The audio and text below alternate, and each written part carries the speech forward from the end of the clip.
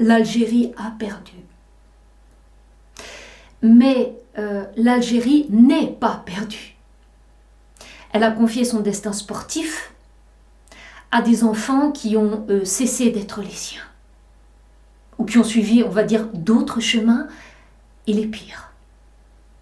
Marès, qui a servi comme un roi tout le Royaume-Uni, il n'a pas su faire au moins aussi bien pour son pays. C'est donc pas un accident, mais une déroute sans nom pour des jeunes qui n'ont retenu que les déchets de l'Occident, ses valeurs marchandes et vagabondes. Donc en 2 mots, inconsistance des dirigés et incompétence des dirigeants.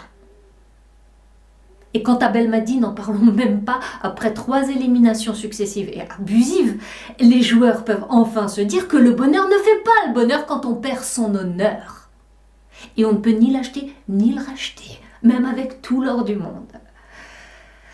Alors, je viens de lire sur la page d'un chroniqueur de l'équipe du soir ce commentaire troublant pour tous les amants de ce pays qui n'a toujours pas dit son dernier mot.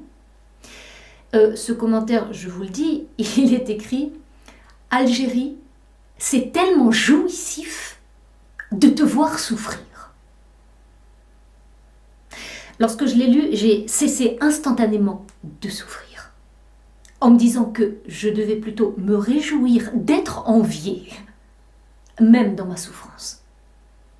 Si on tient à ce point à me voir en dessous, c'est que je dois être bien au-dessus. Alors pourquoi ? Qu'est-ce que j'ai de plus ou de mieux que les autres ? Eh bien moi je dirais que j'ai un je ne sais quoi, un presque rien qui s'appelle ferveur. Ça bouillonne à l'intérieur. Et c'est le sang qui irrigue mon cœur qui annonce la couleur Algérie. Je donnerai ma vie pour être ton enfant chéri. 1, 2, 3. Vive l'Algérie!